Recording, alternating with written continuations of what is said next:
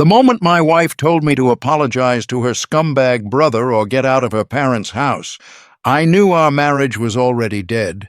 I just hadn't signed the death certificate yet. What she didn't know was that I'd spent the last 2 weeks digging through financial records that would send her precious Bryan to federal prison, and I was about to detonate that bomb right there at the dinner table in front of everyone. But let me back up, because you need to understand how we got to that point, and why what happened next turned into the kind of scandal that makes the evening news. I'm Michael Reynolds, 41 years old, and I design defense systems for a living. That means I spend my days thinking about threats, vulnerabilities, and how to neutralize them with extreme efficiency. My job requires precision, patience, and the ability to see patterns that other people miss. Those same skills served me well when I started noticing that something was very wrong with my wife's family, specifically her older brother Bryan, the golden boy who supposedly had the Midas touch in real estate development. The problem was that golden boys don't usually sweat through their expensive shirts at family dinners, and they don't usually check their phones every 3 minutes like they're expecting a SWAT team to kick down the door. We were in Naperville, Illinois, at Lauren's parents' house for their 40th wedding anniversary celebration. The place was exactly what you'd expect from people who've spent 4 decades building a facade of suburban perfection, a sprawling colonial with a circular driveway, professionally landscaped gardens, and enough square footage to house a small village. Inside, the dining room could have been photographed for a magazine spread about American prosperity. The table was solid oak, probably cost more than my first car, and it was set with crystal glasses that caught the light from an ornate chandelier hanging overhead. Family portraits lined the walls, all professionally done, all showing perfectly composed smiles that didn't quite reach anyone's eyes. I sat there in my chair, wearing the suit that Lauren had picked out for me, because apparently my normal clothes weren't appropriate for her family's standards, and I watched the theater unfold around me. Lauren's mother, Patricia, was playing the gracious hostess, fluttering around making sure everyone's wine glass was full and that the roast beef was carved to perfection. Her father, Richard, sat at the head of the table like some kind of patriarch from a bygone era, occasionally making pronouncements about politics or the economy that everyone was expected to agree with. The whole scene felt choreographed, rehearsed, like everyone knew their lines and blocking. Lauren sat beside me, and I could feel the tension radiating from her body. She kept adjusting her napkin, touching her hair, laughing a little too loud at her father's jokes. She wanted so badly to belong here, to prove that she was still the perfect daughter, despite marrying a guy who worked for a paycheck instead of running his own empire like her brother. I knew she loved me, or at least she had loved me once, but being in this house brought out a different version of her, someone who cared more about appearances than authenticity. Bryan arrived fashionably late, of course, because successful people don't worry about punctuality. He swept in with his wife Emily trailing behind him, and immediately the energy in the room shifted. Everyone perked up, suddenly more animated, like the real party couldn't start until he graced us with his presence. He was wearing a suit that probably cost 3 times what mine did, and his Rolex Daytona caught the light as he gestured while talking. His teeth were too white, his tan was too perfect for November in Illinois, and his handshake was too firm, like he was constantly trying to prove something. Emily looked tired. I noticed that right away because I'm trained to notice details. She had dark circles under her eyes that her makeup couldn't quite hide, and her smile seemed forced, mechanical.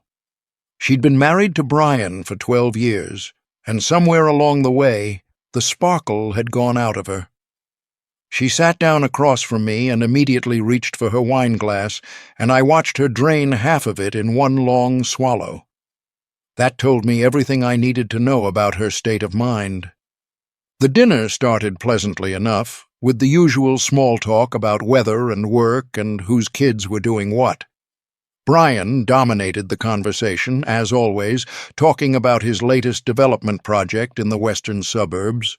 He name-dropped a couple of local politicians, mentioned playing golf at some exclusive country club, and made sure everyone knew that his company was expanding into new markets.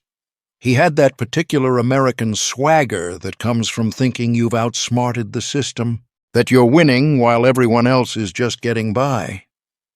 I ate my food and said very little. That's my nature anyway. I'm not the kind of guy who needs to fill every silence with words. I listen, I observe, I analyze, and what I was observing was that Bryan's performance was a little too polished, a little too rehearsed. He was working too hard to convince everyone of his success, and in my experience, people who are genuinely successful don't need to advertise it quite so aggressively. About halfway through the main course, Bryan started taking shots at me. It began subtly, with little jokes about how boring defense work must be, how I was basically a glorified government employee punching a clock. He said it with a smile like it was all in good fun, but there was an edge to it, a need to establish dominance. The rest of the family laughed politely, because that's what you do when the successful one makes a joke, even if it's at someone else's expense. I didn't react. I just kept eating my roast beef, cutting it into precise pieces, chewing methodically. I could feel Lauren getting tense beside me, probably worried that I was going to make a scene or say something that would embarrass her. But I wasn't going to give Bryan the satisfaction of seeing me rattled. I've dealt with far more intimidating people than a real estate developer with an inferiority complex. But Bryan wasn't satisfied with my lack of reaction. He needed a response, needed to prove that he could get under my skin. So he escalated. He started talking about financial freedom, about how sad it was that some people would never understand what it's like to not worry about money, to not be dependent on a bi-weekly paycheck.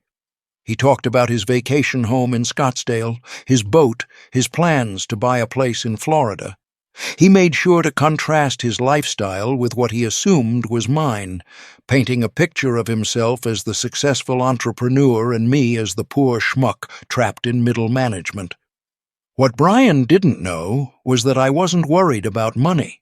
My salary was extremely comfortable, my benefits were excellent, and I had more in my retirement accounts than he probably realized. But more importantly, my money was clean. It came from honest work, from designing systems that protected people, from using my brain to solve complex problems. I didn't need a boat or a vacation home to validate my existence. The alcohol kept flowing, and Bryan kept getting bolder. He started making comments about Lauren, about how she deserved better, how she could be living in a bigger house, driving a nicer car. He said it like he was looking out for his sister, but what he was really doing was undermining me, trying to create doubt in her mind about whether she'd made the right choice in marrying me. And I could see it working. Lauren was nodding along, her eyes getting that distant look that told me she was starting to buy into his narrative. Emily, across the table, looked like she wanted to disappear into her chair. Every time Bryan talked about their lavish lifestyle, she flinched slightly, like she knew something the rest of us didn't. Or maybe she was just tired of the performance, tired of pretending that everything was perfect when clearly it wasn't. Then Bryan made his fatal mistake. He'd been drinking steadily throughout dinner, and the wine had loosened his tongue to the point where his filter completely disappeared. He looked directly at me and said that Lauren had married down, that she deserved a real man who could actually provide for her, not some engineer with a calculator who was too afraid to take risks. He said it with a laugh, like it was still just playful ribbing, but everyone at the table knew it had crossed a line. The room went silent. Even Richard stopped cutting his meat and looked up, probably debating whether he should intervene or just let this play out. Patricia's mouth opened slightly, but no words came out. Emily was staring at her plate like she wanted it to swallow her whole. And Lauren, my wife, the woman who was supposed to have my back, sat there frozen, her face pale, her hands gripping her napkin like it was a life preserver. I set down my fork and knife, aligned them perfectly on my plate, and raised my eyes to meet Bryan's. He was smiling, that same cocky smile he'd been wearing all night, but I could see the uncertainty creeping in around the edges. He'd pushed hard, and now he was waiting to see if I would push back or fold. In his mind, I was probably going to either blow up in anger, which would make me look unstable, or slink away in humiliation, which would confirm his dominance. What I did instead was calculate. I looked at him with the same analytical detachment I use when examining a weapons system blueprint. I noted the slight tremor in his hand as he reached for his wineglass. I saw the way his Adam's apple bobbed as he swallowed. I observed the tension in his shoulders, the forced nature of his smile. This wasn't confidence I was seeing, this was fear wearing a mask of bravado. Before I could say anything, Lauren turned to me. I could see the conflict in her eyes, the war between loyalty to her husband and loyalty to her family. And in that moment, I knew which side was going to win. She'd been raised in this house, with these people, with these values. Family came first. Appearances came first. Keeping the peace came first. Truth and justice and standing up for what was right, those were secondary concerns, inconveniences to be managed rather than principles to be upheld. She put her hand on my arm, and I could feel how much she was shaking.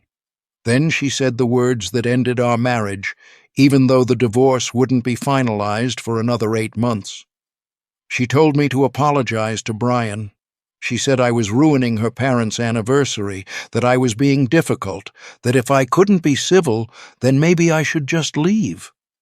She gave me an ultimatum, right there in front of everyone. And what she was really saying was that I needed to know my place in this family's hierarchy. I looked at her for a long moment, really looked at her, and I saw a stranger. The woman I'd married 7 years ago would never have thrown me under the bus to protect her brother's ego. The woman I'd married would have stood up for me, would have told Bryan to back off, would have recognized that he was the one out of line. But that woman was gone, replaced by this frightened person who cared more about maintaining the illusion of family harmony than about defending her husband's honor. Something crystallized in my mind right then. This wasn't a marriage worth saving. These weren't people whose respect I needed or wanted. I'd been trying to fit into their world, to be the son-in-law they approved of, but I'd been playing a rigged game. The rules were designed so that Bryan always won, and I always came up short, regardless of the actual facts. I pushed my chair back slowly, deliberately. The sound of the wooden legs scraping across the hardwood floor seemed unnaturally loud in the silence. I stood up, all 6 feet 2 inches of me, and I saw Bryan's eyes widen slightly. He'd been talking tough from the safety of his seat, but now that I was standing, now that I was moving toward him, some of that bravado evaporated. I walked around the table with measured steps. I wasn't angry. I was calm, focused, operating with the kind of clarity that comes when you've finally decided to stop pretending. Everyone was watching me, probably expecting some kind of emotional outburst, some Jerry Springer moment of flying fists and broken china. But that's not how I operate. I don't do messy, I do precise. I stopped next to Bryan's chair, close enough that I was definitely invading his personal space. I looked down at him, and he had to crane his neck up to meet my eyes. The power dynamic had shifted, and he knew it. His smile faltered. His hand, the one holding the wineglass, started to shake just a little bit more. When I spoke, my voice was quiet, controlled, almost conversational. I didn't need to yell. I had everyone's complete attention. I told Bryan that I wasn't going to apologize, and then I explained why. I explained what I'd been doing for the past 2 weeks during those late nights that Lauren thought I was working on project deadlines. I'd been investigating him, because that's what I do. I identify problems and I solve them. And Bryan had been a problem I needed to solve. I started with the basics. I laid out his financial structure, the maze of LLCs and partnerships that he used to obscure where his money was actually coming from and where it was going. I named his offshore accounts in the Cayman Islands, gave the account numbers that I'd traced through shell corporations. I described his real estate deals in detail, showing how he'd been using straw buyers to inflate property values and secure loans that he never intended to pay back. But that was just the warm-up. The real bombshell was where his seed money had come from for his latest development project. I'd traced it back through multiple layers of obfuscation, and what I found made my blood boil. Bryan had gotten access to a veterans pension fund through a connection at a regional bank. He'd manipulated the fund managers, convinced them to invest heavily in his development project, promising returns that he knew he couldn't deliver. He'd essentially stolen money from people who'd served their country, people who depended on that pension for their retirement. For me, that made it personal. I work in defense. I design systems that protect soldiers and sailors and airmen. The idea that this smug bastard was stealing from the very people I spent my career trying to keep safe, that crossed a line that couldn't be uncrossed. I gave dates, amounts, names of the shell companies he'd used to launder the money. I explained how he'd faked environmental impact reports to get construction permits he shouldn't have qualified for. I detailed his kickback scheme with a county inspector who'd been signing off on violations. I laid it all out in precise, damning detail, and I watched the color drain from his face as he realized that I knew everything. The room had gone from silent to absolutely dead quiet. Even the antique clock on the mantel seemed to have stopped ticking. Patricia had her hand over her mouth. Richard had gone very still, his lawyer brain probably already calculating the legal exposure and financial liability. Emily was crying, quiet tears running down her face as she finally understood where all their money problems had been coming from, why their retirement accounts were empty, why Bryan was always stressed and secretive. Lauren was staring at me like I'd grown a second head. She couldn't process what was happening.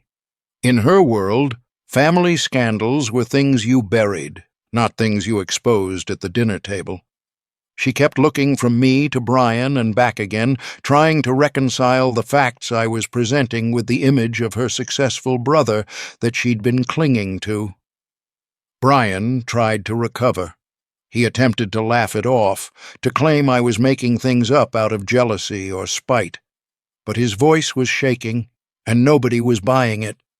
He tried to stand up, to assert some kind of authority, but I was still standing right next to him, and when he tried to rise, I didn't move.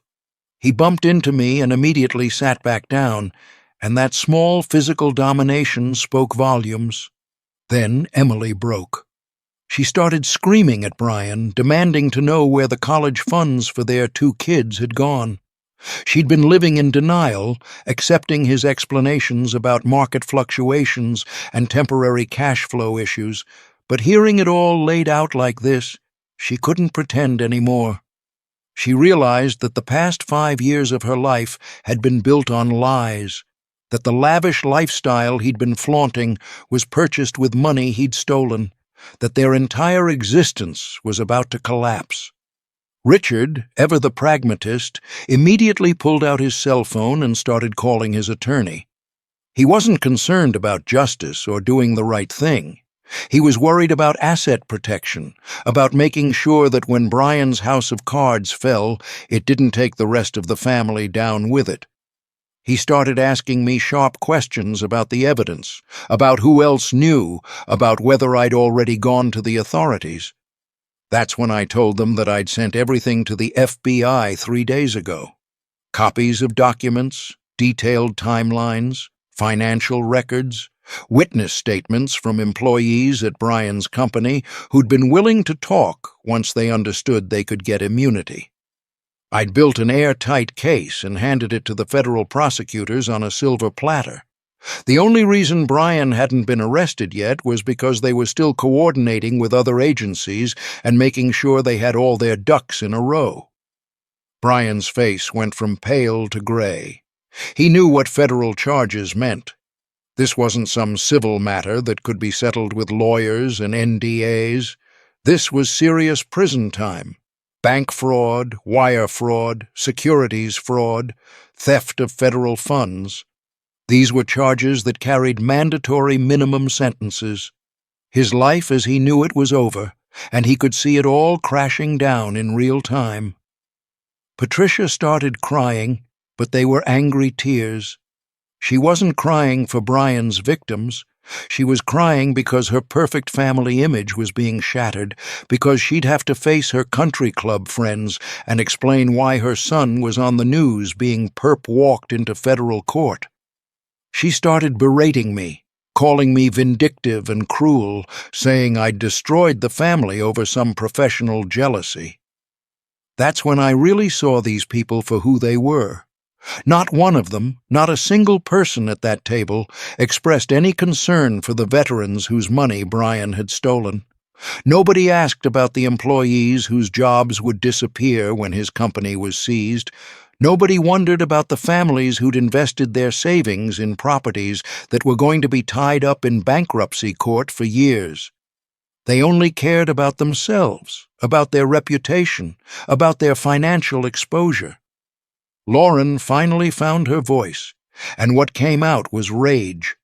She stood up and started screaming at me, calling me a monster, accusing me of destroying her family, of being a traitor. She said I'd humiliated her, that I'd ruined everything, that she'd never forgive me. She was shaking with fury, her face red, tears streaming down her face, and all I felt was a profound sense of disappointment. She still didn't get it. She thought I was the villain in this story. She thought I'd somehow wronged her and her family by exposing the truth. She was so invested in the facade, so desperate to believe in Bryan's success story, that she couldn't accept that he was a criminal who'd been stealing from vulnerable people.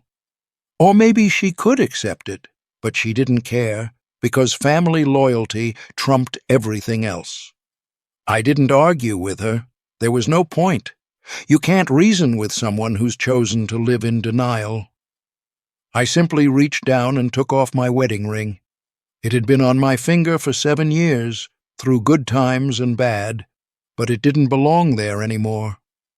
Our marriage vows included promises about supporting each other, about standing together against the world, about being partners. She'd broken those vows the moment she told me to apologize to Bryan or leave. I set the ring on the table next to my plate. It made a small sound as it hit the wood, but in that silent room it sounded like a gavel coming down. Final, irrevocable. Everyone stared at it, this simple gold band that represented the death of our marriage. I didn't say anything dramatic or memorable. I just turned and walked out of the dining room, through the foyer, and out the front door. The night air hit me like a blessing. I stood on the circular driveway for a moment, breathing in the cold November air, feeling the tension drain out of my shoulders. Behind me, I could hear muffled shouting from inside the house, but I didn't care. That wasn't my circus anymore. Those weren't my monkeys. I got in my car and drove away from that house, away from that family, away from that life. I drove for hours that night, just processing everything, thinking through the logistics of what came next. Divorce proceedings, selling the house, dividing assets, starting over at 41. None of it scared me. If anything, I felt lighter than I had in years. The next few weeks were exactly as chaotic as I'd expected. Bryan was arrested on a Tuesday morning at his office, right in front of all his employees. The news coverage was extensive because it was a juicy story. Successful developer accused of defrauding Veterans Pension Fund. The local papers ran with it for days, digging up all kinds of additional dirt about his business practices. Emily filed for divorce immediately. She got a good lawyer who managed to argue that she'd had no knowledge of Bryan's criminal activities and shouldn't be held liable for his debts. It was probably true. She'd been kept in the dark, given just enough information to maintain the lifestyle without understanding how hollow it all was underneath. Richard and Patricia's finances took a massive hit. They'd co-signed on several of Bryan's business loans, acting as guarantors, and when those loans defaulted, the banks came after them. They had to sell their house in Naperville, the one they'd lived in for 30 years, the one where they'd raised their children and hosted countless dinner parties. They ended up in a condo in a less prestigious suburb, their social standing thoroughly destroyed. Lauren called me repeatedly in those first few weeks. Her messages went from angry to desperate to pleading. She wanted to talk, to explain, to somehow fix things. But there was nothing to fix. She'd made her choice that night at dinner, and I'd made mine. I changed my phone number and blocked her on all social media. My lawyer handled all communication about the divorce. I transferred to a different position within my company, one that was based in Denver. I wanted a fresh start, a new environment where nobody knew about the scandal or the divorce or any of it. I found the apartment with floor-to-ceiling windows that looked out at the Rocky Mountains. On clear days, I could see peaks that were still snow-covered even in summer. The divorce was finalized 6 months after that dinner. Lauren contested it at first, tried to argue for reconciliation counseling, but eventually she gave up. She got the house, which was fine by me because I didn't want it anyway. I got my retirement accounts, my car, and my freedom. It was the best deal I ever made. Bryan's trial was a media circus. The prosecution had such a strong case that his lawyers advised him to take a plea deal. He ended up pleading guilty to multiple counts of fraud and was sentenced to 12 years in federal prison. His assets were seized and liquidated to provide restitution to his victims, though they'd only get back a fraction of what he'd stolen. About a month after I moved to Denver, I was sitting in my new apartment on a Saturday morning, drinking coffee and watching the sun come up over the mountains. My phone buzzed with a news alert. It was a follow-up story about Bryan's case, detailing how the FBI had been able to build such a comprehensive case against him. The article credited an anonymous tip from someone with forensic accounting skills who'd provided detailed documentation of the fraud scheme. I deleted the alert and went back to my coffee. I never told anyone that I was the source. It didn't matter. What mattered was that justice had been served, that the people he'd stolen from would get at least some of their money back, that he was being held accountable for his actions. I thought about Lauren sometimes, wondered how she was doing, whether she'd figured out yet that I'd actually done her a favor by getting her away from her toxic family. But mostly, I didn't think about her at all. I was too busy building a new life, one based on honesty and integrity instead of facades and pretense. I dated casually for a while, nothing serious. I wasn't in a rush to get into another relationship.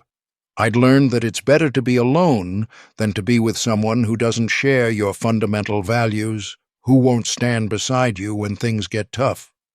Work was good. The Denver office appreciated my skills and my work ethic. I got promoted within a year, which came with a substantial raise and more interesting projects. I bought a house in the foothills, nothing ostentatious, just a solid, well-built place with good bones and a view. I took up hiking, spent weekends on mountain trails, enjoying the solitude and the physical challenge. There's something clarifying about being out in nature, away from people and their complicated relationships and their endless drama. Just you, the mountain, and the question of whether you've got what it takes to reach the summit. Life became simple in the best possible way. I worked hard during the week, designing systems that mattered, solving problems that needed solving. I spent my weekends hiking or reading or working on my house. I had a few good friends, other engineers mostly, people who understood the value of directness and honesty. We'd get together for beers sometimes, watch football, talk about work and politics and whatever else came up. I learned that I didn't need the big house or the fancy lifestyle or the approval of people like the Collins family. I needed purpose, integrity, and peace of mind. Everything else was just noise. Sometimes I'd drive past families having dinner together at restaurants, parents and kids and grandparents all gathered around a table, laughing and talking, and I'd feel a small twinge of something that might have been regret or might have been relief. I didn't have that anymore, the family dinners and the complicated web of relationships and obligations, but I also didn't have the lies and the manipulation and the constant pressure to be someone I wasn't. A year and a half after that fateful dinner in Naperville, I was hiking a trail near Boulder when I met a woman named Sarah. She was a geologist working for an environmental consulting firm, and we quite literally bumped into each other at a trailhead. We started talking, discovered we had similar tastes in hiking routes, and ended up doing a few miles together. What I liked about Sarah was her straightforwardness. She said what she meant and meant what she said. There was no game playing, no hidden agendas, no performance for the benefit of some invisible audience. She was authentic in a way that I'd learned to value above almost everything else. We started seeing each other regularly, taking longer hikes, eventually dating properly. She knew about my divorce, knew the broad outlines of what had happened, and her response was simple and perfect. She said that I'd done the right thing, that integrity matters more than comfort, and that anyone who couldn't see that wasn't worth keeping around. I told her about my work, about the defense systems I designed, about the satisfaction I got from solving complex problems. She got it. She understood the appeal of technical challenges, of using your brain to make things better, safer, more efficient. We could talk for hours about our respective fields, sharing the nerdy enthusiasm that civilians often find boring, but that people like us find endlessly fascinating. On my 43rd birthday, about 2 years after everything fell apart in Naperville, Sarah and I went hiking in Rocky Mountain National Park. We reached a summit just as the sun was setting, painting the sky in shades of orange and purple and pink. She turned to me and said that she was glad I'd blown up my old life, because otherwise we never would have met. I realized she was right. If I'd apologized to Bryan that night, if I'd swallowed my pride and played along with the family's dysfunction, I'd still be trapped in a marriage built on quicksand. I'd still be living in Illinois, still attending those awful family dinners, still pretending that everything was fine when it clearly wasn't. Instead, I was standing on top of a mountain in Colorado with a woman who actually got me, watching one of the most beautiful sunsets I'd ever seen. My life wasn't perfect, but it was real. It was mine, and it was built on a foundation of truth instead of lies. I never heard from Lauren again after the divorce was finalized. I assumed she'd moved on, probably blamed me for everything that happened, told everyone who'd listened that I was a vindictive bastard who destroyed her family. That was fine. People are entitled to their own narratives, even when those narratives are completely divorced from reality. What I know is this: I made the right call that night in Naperville. Walking away from that dinner table was one of the hardest things I've ever done, but it was also one of the most necessary. You can't build a good life on a rotten foundation, and that whole family dynamic was rotten to the core. Bryan's in prison, probably will be for another 8 or 9 years, depending on parole. Emily rebuilt her life. Last I heard, she was remarried to an accountant, someone stable and honest. Richard and Patricia are still dealing with the financial fallout. still bitter about how everything turned out, still unable to accept that Bryan brought it all on himself. And me, I'm in Denver, living a life that makes sense, surrounded by mountains and fresh air and honest people. I design systems that protect those who can't protect themselves. I hike trails that challenge me physically and clear my head mentally. I'm building something real with Sarah, taking it slow, making sure the foundation is solid before we construct anything permanent on top of it.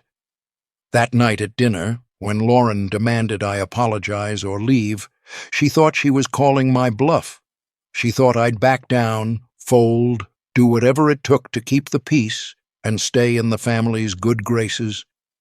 She didn't understand that I'm not the kind of man who bluffs.